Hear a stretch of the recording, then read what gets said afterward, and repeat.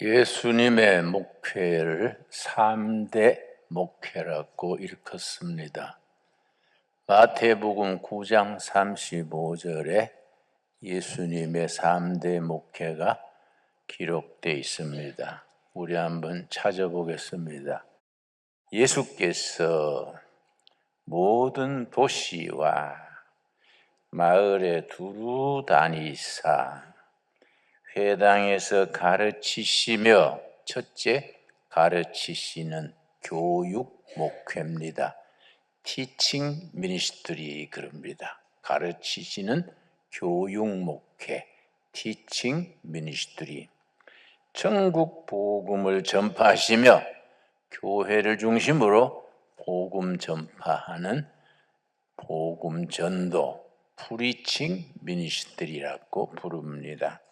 모든 병과 모든 약한 것을 고치시니라. 병든 자, 약한 자를 치료하시고 회복하시는 치유 목회, 힐링 미니스트리라고 부릅니다. 그래서 어느 시대 어느 교회에서나 그리스도의 복음이 전파되고 교회가 세워지는 곳에서는 오른쪽에 가르치는 교육 목회, 왼쪽에 병든 자, 약한 자를 치유하는 치유 목회, 티칭 미니스트리, 힐링 미니스트리 중심에 교회를 중심으로 천국 복음을 전파하는 프리칭 미니스트리, 세 선교가 예수님의 선교입니다. 누가 나한테 물었습니다. 목사님은 반백년 50년이 넘도록 목회를 하셨는데 예수님 목사님의 목회를 한마디로 말하면 어떤 목회입니까? 내가 선뜻 대답하기를 교육 목회입니다. 아니 목사님 빈민촌에서 봉사하시고 농촌 개척하시고 또 정치범으로 감옥도 사시고 상당히 행적이 다양하신데 가난한 자를 돌본다든지 민주화라든지 그런 대답이 나올 줄 알았는데 교육 목회라 하니까 조금 놀랍습니다. 그렇게 대답을 했었습니다. 우리는 반백년 동안 시종일관 교육 목회를 지향해 왔습니다. 한국 교회가 아시아에서 성공한 위대한 교회가 될 수 있었던 것은 130여 년 전 교회 복음이 들어온 처음부터 학교 세우고 가르치는 교육 목회, 병원 세우고 치료하는 치유 목회, 열심히 교회 세워서 자립교회를 이루어 나가는 복음 전도, 예수님의 3대 목회를 충실히 실천했기 때문에 한국 교회는 세계 교회 중에서 가장 모범되는 교회가 될 수 있었습니다. 그래서 우리 신강둘의 교회 역시 시작할 때부터 예수님의 목회를 이어받아서 우리는 철두철미하게 교육 목회를 지향합니다. 교육 목회를 목표로 합니다. 우리 신강둘의 교회가 둘의 마을과 더불어 진행하고 있는 교육 목회는 첫째는 교회 학교입니다. 유엔주일 학교, 중고등부, 청년부, 예수님의 말씀과 교훈으로 그들을 깨우치고 교회와 나라의 일꾼이 되게 하는 교육 목회입니다. 그래서 너무 우리 일반 교회들이 당회 중심, 성인 중심입니다. 근데 중고등부, 유년부는 소홀히 합니다. 내가 어떤 목사님들 모임에 가서 그 유연주일 학교 중고등부를 중요시해야 하는데 교회가 왜 그렇게 성인 중심, 당회 중심일까요? 그랬더니 목사 한 분이 목사님 유엔주일 학교 중고등부는 헌금이 안 나오지 않습니까? 그래서 목회 중심이 당회 성인으로 나가는 거지요. 그래서 우리가 실수했었습니다. 교회의 미래는 당회에 있는 게 아닙니다. 성인반에 있는 게 아닙니다. 교회의 목회 목표는 밑으로 내려가야 됩니다. 유치부, 유엔주일 학교, 또 중고등부, 청년부, 거기에 중점을 둬야 그 교회가 미래가 있습니다. 거기서 자라는 일꾼들이 가문을 일으키고 교회의 기둥이 되고 나라의 일꾼이 되어집니다. 우리 한국 역사에 있어서 우리 현대사 100년 동안에 일제시대 40년 세월에 기라성 같은 독립운동가들이 한결같이 교회 출신이었습니다.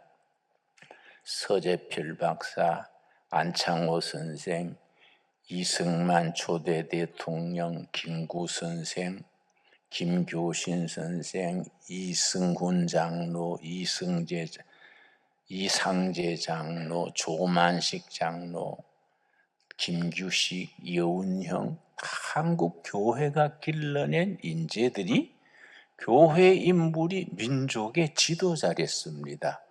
그 아름다운 전통이 한 30-40년 전부터 점점 쇠퇴해서 지금 교회가 너무 교회 안으로만 들어왔습니다. 교회는 부흥됐는데 민족과 사회를 이끌어갈 리더십, 지도자를 배출하는 데 우리가 소홀해졌습니다. 이걸 우리가 깊이 반성해야 되지요. 초대교회 일제시대부터 해방 전후에 내려오던 그 민족 지도자면서 교회 일꾼인 그 전통을 우리가 이어가야 됩니다. 그래서 신강두레교회와 두레마을은 교육에 투자를 합니다. 그래서 교회 학교에 우리가 좋은 목회자, 일꾼들, 교사들을 우리가 발굴하고 길러서 유엔주일 교사가 되게 하고 담임 목회자가 되게 해야 됩니다. 유엔주일 학교 담당이나 중고등부 담당은 그 분야에 내가 당회장이다. 그런 자의식을 가지고 아주 헌신적으로 나라의 일꾼, 교회 일꾼을 기려야 됩니다. 시카고 트리뷴이라는 신문에서 내가 여러 해 전에 미국 갔을 때에 특집 기사를 봤는데 미국에 있는 소수 민족, 그걸 마이노리티라 그럽니다. 49개 소수 민족의 평균 지능을 검사한 걸 시카고 트리뷴이라는 잡지에 그걸 실었습니다. 그러니까 전 미국에 있는 49개 소수 민족 중에 평균 지능 지수가 IQ가 가장 높은 것이 코리아 105점. 두 번째가 이스라엘 97점. 그다음에 이제 뭐 다른 월남 이렇게 내려가는데 여러분, 그런데 우리보다가 평균 지수는 낮은 유대인들은 노벨상을 176명 받았고 우리는 높은 지능을 가졌는데 왜 못 받았느냐? 우리는 똑똑하게 나가지고 등신처럼 키우는 겁니다. 이거 고쳐야 돼요. 그걸 누가 고치겠습니까? 관제학교에서 못 고칩니다, 여러분. 우리가 교회가 책임을 져야 됩니다. 예수님의 이름으로 은혜 받고 성령의 은혜를 받아가지고 정말 참된 교육을 일으킬 수 있는 교육을 교회가 해야 됩니다. 그 위대한 전통이 있습니다. 출애굽기 2장 1절 찾겠습니다. 모세 교육에서부터 시작됩니다. 모세 교육은 어린 모세, 포대기에 쌓인 모세를 어떻게 길렀느냐? 80년 동안 길렀습니다. 80년 길러가지고 80세의 지도자를 세워가지고 민족의 지도자를 세웠습니다. 출애굽기 2장 1절 말씀, 레위 가족 중 한 사람이 가서 레위 여자에게 장가들어. 이거 누굽니까? 모세를 낳을 아버지, 엄마, 처녀 총각이 결혼하는 것부터 시작합니다. 여러분, 우리 생각에는 있던 사람 중에 똑똑한 사람 뽑아가지고 사명자로 세울 것 같은데 하나님의 방법은 그렇지 않습니다. 이거 주목해야 됩니다. 어린아이부터 낳아서 키웁니다. 모세가 어린아이를 낳을 엄마, 아버지, 처녀, 총각 결혼부터 시작합니다. 언제 애 낳아 언제 키워가 모세가 됩니까? 근데 하나님의 방법은 시간이 걸립니다. 그 영어로 그걸 God takes time. 하나님은 시간이 걸린다. 하나님은 있는 사람 중에 똑똑한 사람, 네가 메시아가 되라, 이게 아닙니다. 아기 낳는 것부터 합니다. 아기 낳는 거. 2장 2절. 그 여자가 임신하여, 그 여자가 누굽니까? 모세 어머니입니다. 임신하여 아들을 낳으니 그가 잘생긴 것을 보고 석 달 동안 그를 숨겼으나 더 숨길 수 없게 되매 그를 위하여 뭡니까? 갈대 상자에 담아서 나일강 강물에 띄웠습니다. 왜냐? 그 바로 왕이 인종 말살 정책이요.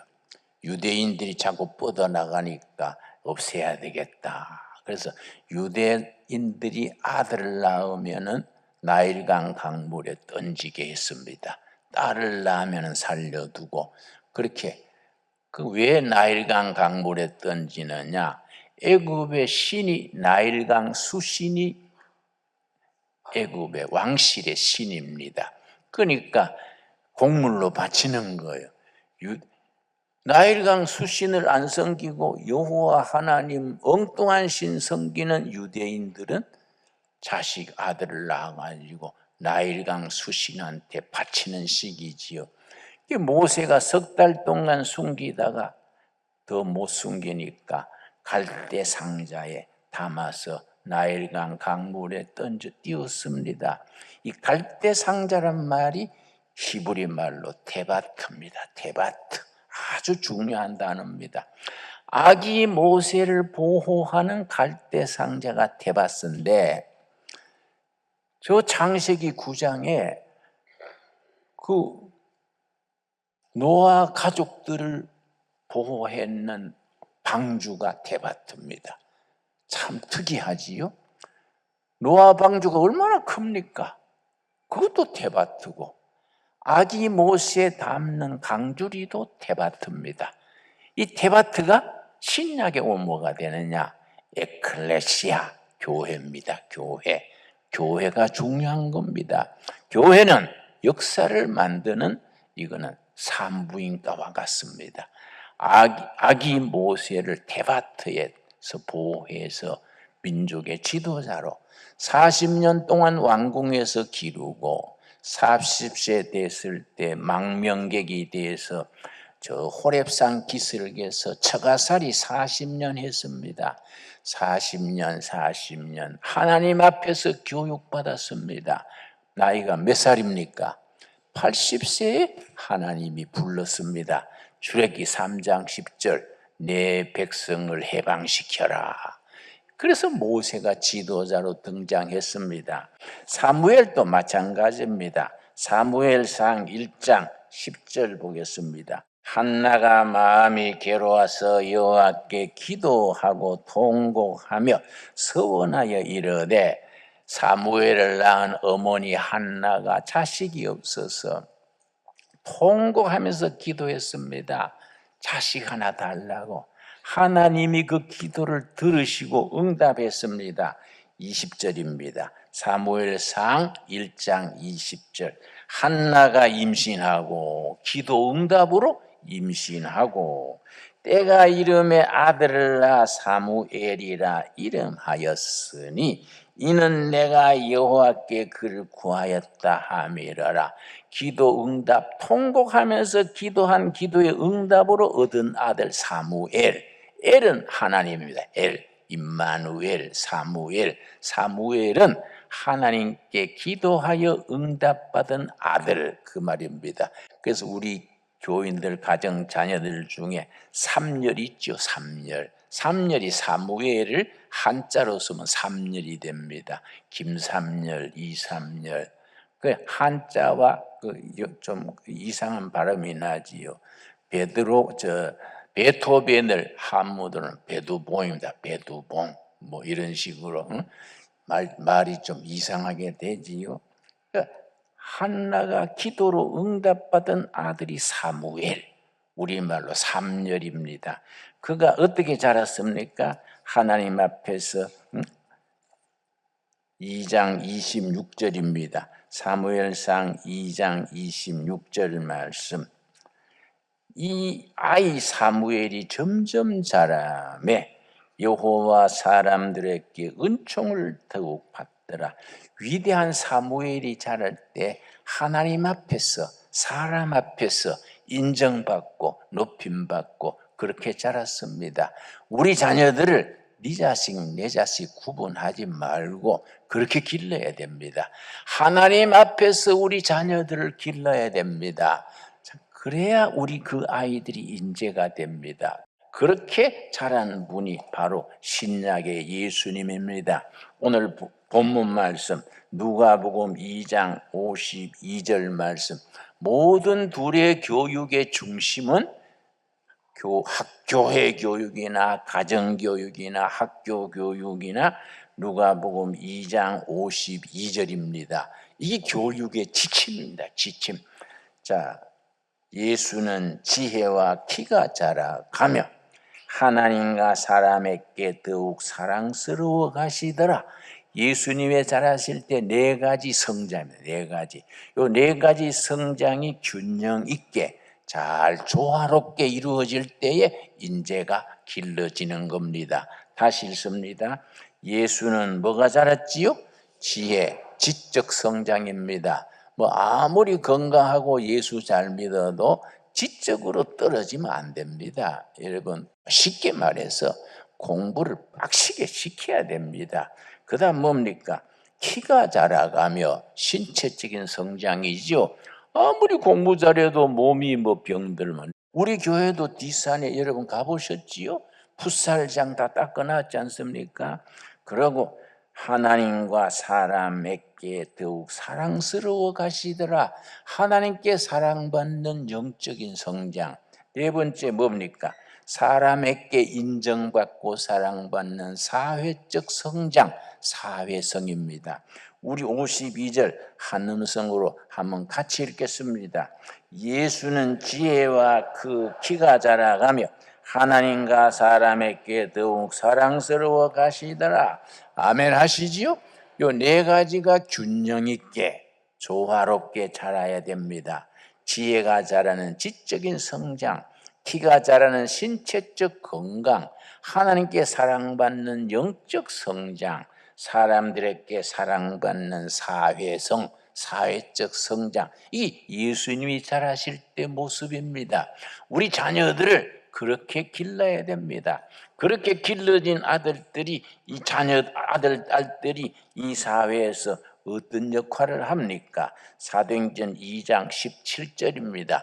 우리 아들, 딸들에게 어떤 처지, 잘 사는지 못 사는지 판자촌, 지하 단칸방에서 자랐어도 이런 말씀을 우리 자녀들에게 혼을 깨우고 그들의 마음에 심어주면 거기서 인재들이 나오는 겁니다. 사도행전 2장 17절입니다.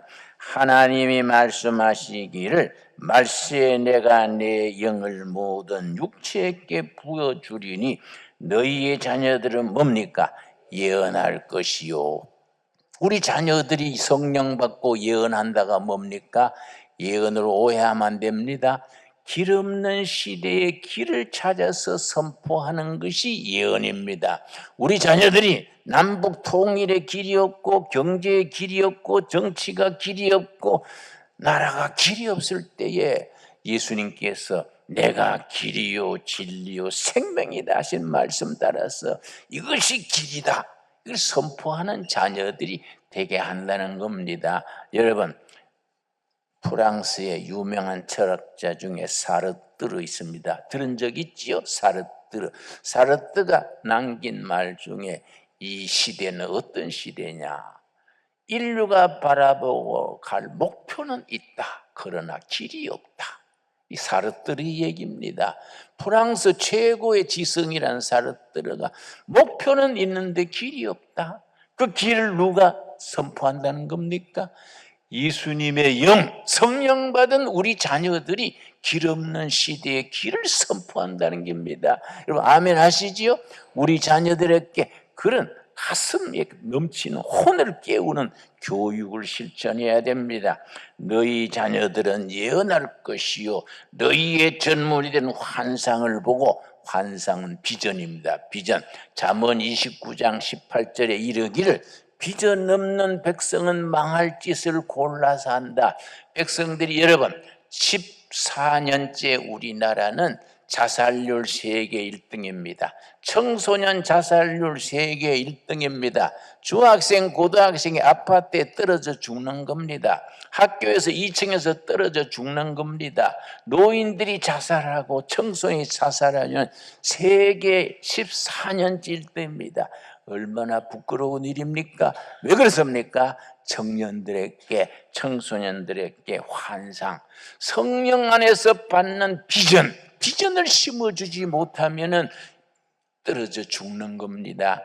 그들에게 희망을 심어주고 비전을 심어주면 나라의 일꾼이요 세계의 무대로 뻗을 텐데, 가문을 일으킬 텐데, 그들이 그냥 점수 따라 학원 가라 서울대학 가라 맨날 그 말만 하니까 애들이 떨어져 죽어버리는 겁니다.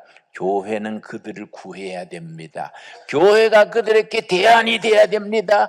우리의 사람 만들려면 신당 두레교회 보내야 되겠구나. 저 두레 마을에 국제 청소년 학교 1학 초등학교부터 중고등학교 보내야겠구나. 그런 소문이 날 수 있게 되기를 바랍니다. 너희 젊은이들이 환상, 비전을 보고 너희 늙은이들은 꿈을 꾸리라. 여러분, 꿈꾸는 늙은이가 모이는 교회가 될 수 있게 되기 바랍니다. 노인이 돼가지고 노인 냄새나 피우고 병원이나 다니고 그렇게 장기나 뜨고 그러지 말고, 노인이 성령 받아가지고 말씀 안에서 시대와 백성들에 대해 젊은이들을 이끌어줄 수 있는 꿈이 있는 노인들이 돼야 됩니다. 여러분, 우리 신광도회교는 꿈이 있습니다. 내가 평양을 여러 번 갔었는데 모란봉 상중턱에 김일성 동상이 있습니다. 아주 말을 타고 평양 시가지를 내다보는 자리에 동상을 세웠는데, 그 자리가 한국 평양 대부흥운동의 본산지인 장대현 교회를 헐어버리고 김일성 동상을 거기에 세워놨습니다. 너는 평양 갈 때마다 그 찾아가가지고 그 동상 주위를 몇 바퀴 돕니다. 돌면서 기도합니다. 하나님, 밧줄 어디 걸어서 땡기면 넘어질까요? 내가 아주 그 기도합니다. 내가 그래서 어디서 땡기면 되겠다 딱 정해놨어요. 여러분, 장대현 교회, 한국교회에 희망을 준 장대현 교회에 있는 자리를 헐어버리고 김일성 동상이 말이 됩니까? 북한 좁은 땅에 김일성 동상이 29,000개입니다. 29,000개. 로마 제국 1000년 동안에 로마 황제의 동상이 29,000개 된 적이 없어요. 김일성 동상이 왜 29,000개입니까?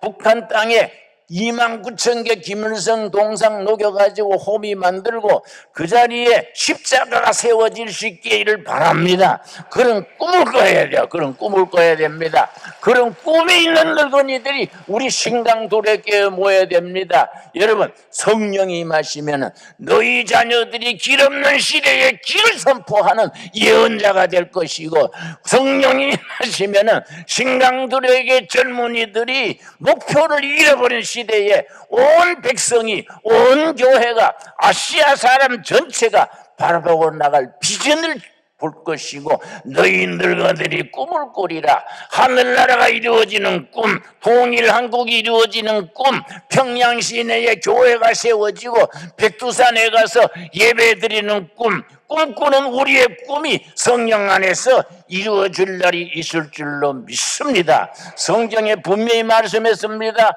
너희 믿음대로 될지어다. 여러분 무조건 믿읍시다. 믿습니까? 믿으면 된다 그랬습니다. 너희 믿음대로 될지어다. 그 믿음 붙들고 오늘도 내일도 열심히 살아가는 신강들의 교회 성도들 복된 삶이 될 수 있게 되기 바랍니다.